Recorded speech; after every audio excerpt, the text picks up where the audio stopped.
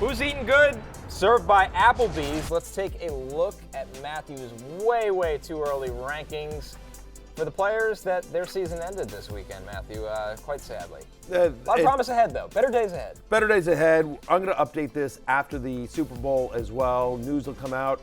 News came out today that Matthew Stafford is going to take time to think about his future. If Matthew Stafford decides to retire, that would certainly affect Puka Nacua. I've heard rumors that Cooper Kupp might be moving on as well. And so if Kupp were not back with the Rams, that would be interesting as well. I'm too low on Jahmyr Gibbs. You see him there at running back 4, and but he's going to move up. Like, I think there's an argument to be made for him as number 1 running back, him or Saquon. Like, they're right. I mean, just, what Gibbs has done down the stretch. I'm too low on Gibbs, even though I have him at 4. Like, and the other thing that's going to be interesting here is what happens with Detroit. We sort of hinted at this earlier, but if Ben Johnson and Aaron Glenn leave, I think back to Philadelphia after their amazing season when Steichen and Gannon both left, and they struggled. I mean, Brian Johnson wasn't a fit.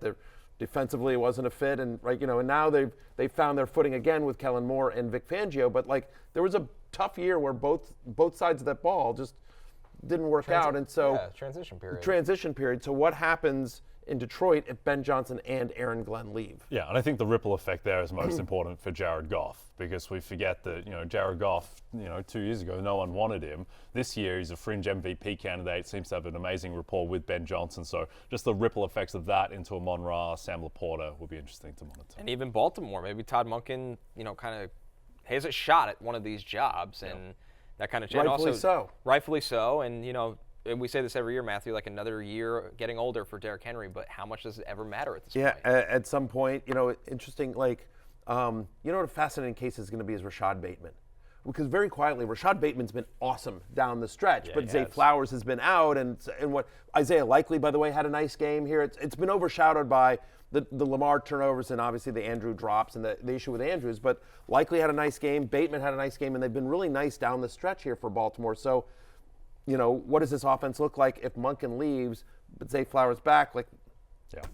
There's a lot of interesting things there. Yeah, done writing off Derrick Henry. I'm just going to assume he's going to be the exact same guy. And the other thing with Henry, that, I get that he's 31. Running backs typically fall off well before that. It seems like he's an outlier in terms of how well he takes care of his body. He's just a freak from that front as well. So I'm just going to assume that he's the same guy until we see otherwise. Just trust what your eyes are telling you year after year after year. Maybe the most interesting one is the Texans, because maybe there'll be an overcorrection on Stroud. He was taken at QB5-ish this 5 year. and 6, QB he 5 or 6. QB 27 around. So that's a giant gap, Matthew. Such a hard player to place in ADP-wise next year. Nico Collins proved that he's an alpha. He's a wide receiver 1. He's going to go high in drafts, and rightfully so as well. But Stephon Diggs was on a 1-year deal. It's interesting. Will he come back as well? Is he going to be healthy? What about Tank Dell?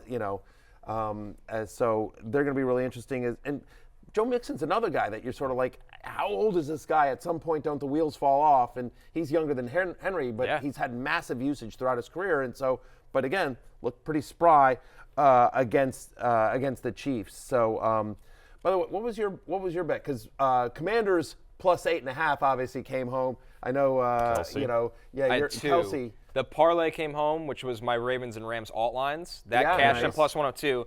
The one that didn't cash, Jared Goff was 23.5 completions. He finished with 23. They took one away from him. The Jahmyr Gibbs third down that he threw, they changed it to a rush attempt. I lost on that. That's brutal. Hey, it's Matthew Berry from NBCSports.com and RotoWorld.com, and I want to thank you so much for watching whatever it is you just watched, or if nothing else, being too lazy to click out of the autoplay after this video started, after whatever it is you actually wanted to watch finished. But now that you're here, I'd like to take a moment here to ask you respectfully now, okay? I'm asking you respectfully to subscribe to the NFL on NBC YouTube channel. You'll get the latest Roto-World fantasy news headlines, all sorts of great shows, including my own Fantasy Football Happy Hour. So go subscribe now. Again, I'm asking respectfully.